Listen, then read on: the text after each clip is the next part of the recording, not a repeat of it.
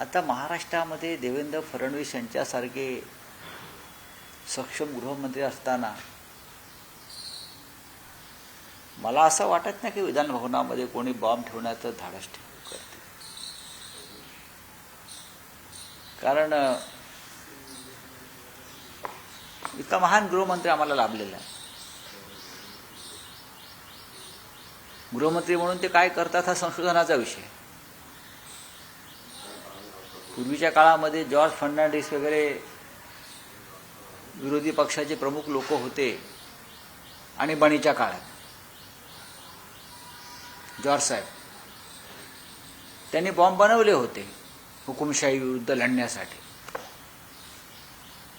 पण आता तुम्ही ज्या पद्धतीची हुकुमशाही या देशात आणि राज्यात सुरू आहे, विरोधकांना मान वर करूच द्यायची नाही. त्याच्यामुळे विरोधकांकडून या गोष्टीचा आम्ही फक्त निषेधच करू शकतो. पण नुसती अफवा जरी पसरली असेल की बॉम्ब ठेवलाय, कोणी फोन करतोय बॉम्ब ठेवल्याचा, तर राज्याच्या गृहमंत्र्यांसाठी आव्हान आहे. त्याच विधानभवनाच्या बाजूला हॉटेल ताजवर 26/11 अतिरेक्यांनी दहशतवादी हल्ला केला होता. सरकार कोणाचे असू द्या. त्यानंतर इस्रायली इमारतीवरती हल्ला केला होता. ट्रायडंट हॉटेल त्याच समोर आहे तिथे हल्ला केला होता. याचा अर्थ असा आहे की मुंबई सुरक्षित नाही. मुंबई भीतीच्या सावटाखाली आहे. आणि महाराष्ट्राचं गृह खातं, महाराष्ट्राचं पोलीस दल, महाराष्ट्राचं इंटेलिजन्स हे फक्त आपल्या राजकीय विरोधकांमध्ये फोडाफोडी करण्यासाठी, दहशत निर्माण करण्यासाठी वापरलं जातं. त्याच्यामुळे गुन्हेगारांचा, दहशतवाद्यांचा ची मानसिकता अशी आहे की इथे आपण काही केलं तर आपल्यापर्यंत पोलिसांचे हात पोहोचणार नाही. मी ईश्वराकडे प्रार्थना करतो की फक्त अफवाच ठरू द्या, ही अफवाच ठरू द्या. विधानसभेचं अधिवेशन सुरू असताना जर आणि स्वतः गृहमंत्री, मुख्यमंत्री, मंत्री आतमध्ये असताना, आमदार आतमध्ये असताना अशा प्रकारच्या अफवाही पसरू नयेत. कारण आम्ही आमच्या डोळ्यांनी देशाच्या पार्लमेंटवर झालेला हल्ला पाहिलेला आहे. आणि तेव्हाही भारतीय जनता पक्षाचंच सरकार होतं. हे मला इथे दुर्दैवानं सांगावं असं वाटतं. सर, एकीकडे अमेरिका आणि इस्रायल इराणचे युद्ध सुरू आहे, मात्र चीनला तिकडनं तेल आणण्याची परवानगी इराण देत आहे, बांगलादेशाला दिली जाते आणि भारताला परवानगी मिळताना दिसत नाहीये. त्याकडे कसं उत्तर? याच्याकडे बघण्याचं कारणच नाही. हा विषय न बघण्यासारखाच आहे. देशाचे प्रधानमंत्री कुठे आहेत सध्या? तर केरळमध्ये निवडणुकांचा प्रचार करतायत. देशाचे प्रधानमंत्री कुठे आहेत? तर तामिळनाडूमध्ये विधानसभेचा प्रचार करतायत. देशाचे प्रधानमंत्री कुठे आहेत? तर ते आसाममध्ये निवडणुकीचा प्रचारात गुंतलेले आहेत. या देशामधल्या जनतेवरती जो गंभीर प्रसंग ओढवलेला आहे, पेट्रोल, डिझेल, तेल संकट, LPG गॅसचं संकट, त्याच्यावरती प्रधानमंत्र्यांकडून अद्याप कोणतीही कारवाई, कोणतेही साधं वक्तव्य आलेलं नाही.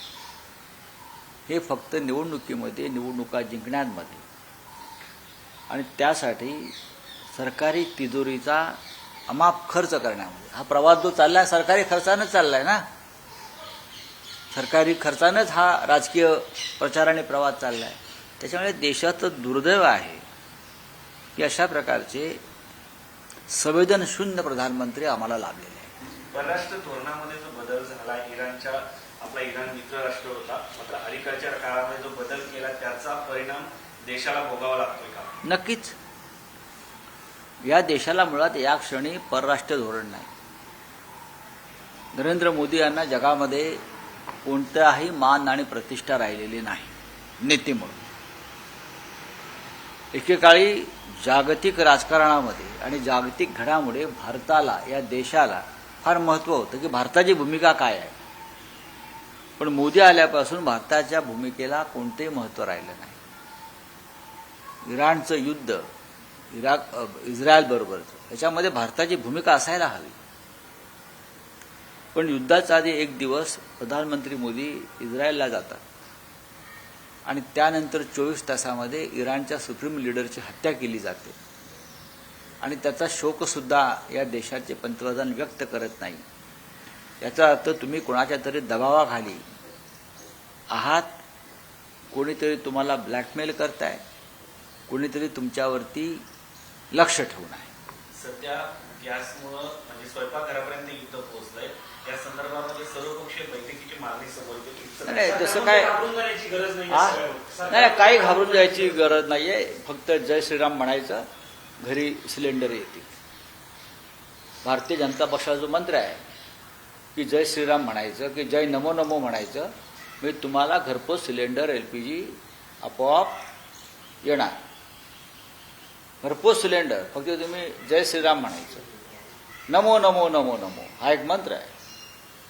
या मंत्रानंतर तुम्हाला घरपोच सिलेंडर वगैरे सगळं मिळेल. पेट्रोल डिझेल तुम्हाला घरपोच येईल, बरं का. तुमच्या दारामध्ये पाईप घेऊन येतील. नमो नमो म्हणा आणि जय श्रीराम म्हणा, सर्व काही मिळेल. इतक्या स्तरावर या देशामध्ये अंधभक्ती या लोकांनी भरवल्यामुळे या देशातल्या प्रमुख प्रश्नांची चिंता कोणाला वाटत नाही. बोले, सर्व राज्यांच्या मुख्यमंत्र्यांची एकत्रित काही होणार बैठक, नाही. सर्वपक्षीय बैठक होईल असं वाटतं. काही होणार नाही. मोदींना वेळ नाही. सर्वपक्षीय बैठक अशा क्रायसिसच्या वेळी नाही, आम्ही तर मागणी करतोच आहोत. मोदींना जर वाटत नसेल की हा एक खूप मोठा क्रायसिस आहे, ही समस्या आहे, हे सरकारला वाटत नाही. त्यांच्यासाठी क्रायसिस कोणता आहे तर केरळमध्ये निवडणुका जिंकणं, तामिळनाडूमध्ये निवडणुका जिंकणं, आसाममध्ये निवडणुका जिंकणं, हे त्यांच्यासाठी प्राधान्याचे विषय आहेत. हां, तेलाचा इंधन तुटवडा, LPGचा तुटवडा, त्यातून निर्माण होणारी बेरोजगारी, 40% रेस्टॉरंट बंद होताना दिसत आहेत. हजारो अनऑर्गनाइज कामगार मजूर आहेत, ते बेकार होतील. त्या संदर्भात कोणाला चिंता नाहीच आहे. काल अमित शहानी जे सभागृहामध्ये भाषण केलं, त्या भाषणात त्यांनी एक शब्द वापरला, त्याच्यावर काँग्रेसकडनं आक्षेप घेतला. अरे छोड़ दो साला, छोड़ दो साला. किसका साला? इस सरकार का कोई साला है क्या सरकार में? ऐसे बहुत से साले और साला हमने देखे हैं. चलो बोलिए. शिवसेना पक्ष आणि चिन्हाच्या प्रकरणात सर्वोच्च न्यायालयात सुनावणी आहे. 40वा नंबरवरती लिस्टेड आहे. किती? 40व्या क्रमांकावरती देशाच्या सर्वोच्च न्यायालयानं आमचं मॅटर लिस्टेड केलेलं आहे. पुन्हा एकदा जे मॅटर ताबडतोब मला सुनावणी करायची आहे आणि विषय संपवायचा असे आमचे देशाचे न्यायालयाचे सुप्रीम लीडर, नोव्हेंबर महिन्यात सुप्रीम लीडरच आहेत. ते नोव्हेंबर महिन्यात सांगितलं होतं ना सुप्रीम कोर्टच्या सुप्रीम न्यायाधीशांनी. काय झालं? कोणाचा दबाव आहे? काय राजकारण चाललंय सर्वोच्च न्यायालयामध्ये? आम्हाला कळत नाही का? हा, पण त्या भ्रष्टाचाराच्या प्रकरणावर न्यायालयीन भ्रष्टाचाराच्या प्रकरणावरती टिप्पणीवरती पाठ्यपुस्तकातील धड्यावरती जेव्हा प्रश्न येतो तेव्हा सर्वोच्च न्यायालय अत्यंत गंभीर, सर्वोच्च न्यायालयाला भ्रष्टाचारासंदर्भात छाती पिटून घेण्याची काही गरज नाही. भ्रष्टाचार सर्वोच्च न्यायालयापर्यंत पोहोचलेला आहे, राजकीय दबाव तिथपर्यंत पोहोचलेला आहे. तसं नसतं तर आज सुद्धा 40व्या क्रमांकावरती आमचं मॅटर लिस्टेड झालं नसतं. जर देशाच्या संविधानासंदर्भातला एक मॅटर आहे, राज्यघटनेसंदर्भात, त्या राज्यघटनेसंदर्भात तुम्हाला सुनावणी संपवायला आणि निर्णय द्यायला वेळ नसेल तर भ्रष्टाचार आहेच. सर, कोर्टानं जे नोव्हेंबर महिन्यात तुम्ही उल्लेख केला तेव्हा कोर्ट असं म्हणाल होतं की शरद पवारांच्या पक्षाचं मॅटर आणि तुमच्या पक्षाचं मॅटर हे एकत्र घेऊ आणि तेव्हा 5 तासांचा वेळही कोर्टानं निश्चित करा. मग त्या वेळेत फक्त तुमचं मॅटर लावलं, त्यांचं मॅटर लावलेलं नाही, पाहू ना, पाहू. पण 40व्या क्रमांकावर आता परत एक तारीख देतील 2 महिन्यानंतर. हा एक ऐतिहासिक विक्रम आहे की किती वेळा तारखा पडल्या या प्रकरणात आणि किती सर्वोच्च न्यायालयाचे न्यायाधीश, प्रमुख न्यायाधीश बदलले, हा एक विक्रम आहे आणि याची गिनीज बुक ऑफ वर्ल्ड रेकॉर्डमध्ये नोंद होईल आमच्या देशाच्या सुप्रीम कोर्टाची, की कसं राज्यघटनेसंदर्भातलं एक प्रकरण 4 वर्ष ढकलत अनिर्णित अवस्थेत ठेवलं, याची नोंद होईल. चलिए बोलिए, आपका क्या है? सर, आज ईरान को लेकर अभी ईरान ने सबको परमिशन दी है, बांग्लादेश को, बाकी चीन को, लेकिन भारत को परमिशन नहीं मिल रही है कि हरमुज बंदर से तेल टैंकर निकालने की परमिशन ईरान ने चीन को दी है, रशिया को दी है, बांग्लादेश को भी दी है, हाँ, मालदीव और नेपाल को भी मिल सकती है परमिशन.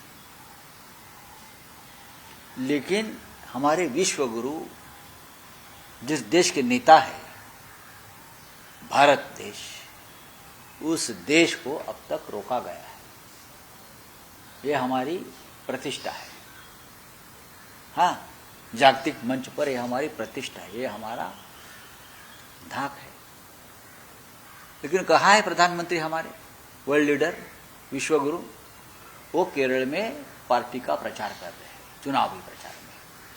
वो तमिलनाडु में प्रचार कर रहे हैं, वो आसाम में प्रचार कर रहे हैं, और प्रचार में मंच से अपने विरोधियों के ऊपर ऐसे शब्दों का इस्तेमाल करके भाषण दे रहे हैं.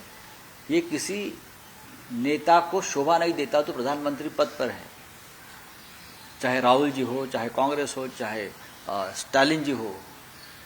लेकिन आप इस देश में जो स्थिति पैदा हो गई है ईरान इजराइल युद्ध से, उस बारे में आप बात नहीं करें. एलपीजी का शॉर्टेज हो गया है, पेट्रोल डीजल का शॉर्टेज हो रहा है, उससे लोगों में एक अराजकता और भय पैदा हुआ है. अब अनऑर्गेनाइज लेबर के लिए समस्या पैदा होगी. 40% होटल्स, रेस्टोरेंट बंद हो रहे हैं. उसके ऊपर मोदी और उनके सरकार ने अब तक एक शब्द नहीं निकाला है. हाँ, लेकिन केरल, असम, तमिलनाडु में जाकर आप भाषण दे रहे हो चुनाव रैली में. देश का दुर्भाग्य है कि देश आज इस प्रकार के नेतृत्व के हाथ में जकड़ गया है. स्पीच किया था, उसमें एक शब्द जो है उसके ऊपर कांग्रेस ने आक्षेप किया. देखिए, कांग्रेस ने आक्षेप लिया है, ठीक है, पूरे देश का आक्षेप है ना. अगर देश की सत्ता गुंडों के हाथ में जाएगी, जो संविधान को नहीं मानते, जो आचार संहिता को नहीं मानते, जो राज्य घटना को नहीं मानते, जो नियम को नहीं मानते, जो संसदीय कार्य को नहीं मानते, तो हमको इस प्रकार के शब्दों को बार बार सुनने की आदत हमारे कान को डालनी पड़ेगी. क्या बोल रहे हैं हमारे गृह मंत्री जी? साला. किसका साला? कौन है ये साला? मुझे बताइए, देश को बताइए. प्रधानमंत्री जी को मैं कहूंगा, आप बताइए ये साला कौन है, किसके बारे में आप ये बोलते हो साला? ये कौन सी भाषा का इस्तेमाल सदन में हो रहा है? हाँ, किसका गुणगान आप कर रहे हो? जो व्यक्ति इतने दिनों से, इतने महीनों से संसद में विरोधी आवाज को दबा रहा है, लोकतंत्र का गला घोट रहा है, उसके गुणगान आप कल कर रहे थे. हाँ, और कौन से भाषा का इस्तेमाल किया? क्या प्रधानमंत्री अपने आप को इस विश्व का नेता मानते हैं? क्या विश्व के संसद में सभी इस प्रकार की भाषा का कोई इस्तेमाल करता है क्या? तुरंत उसको निकाल देगी जनता वहां की. सर, प्रियंका चतुर्वेदी कल कांग्रेस ऑफिस में गई थे, ऐसा पता चल रहा है, ऐसी चर्चा है. तो क्या हो गया? मैं भी जाता हूं, सब जाते हैं. हम महाविकास आघाड़ी में है, हम इंडिया ब्लॉक में है.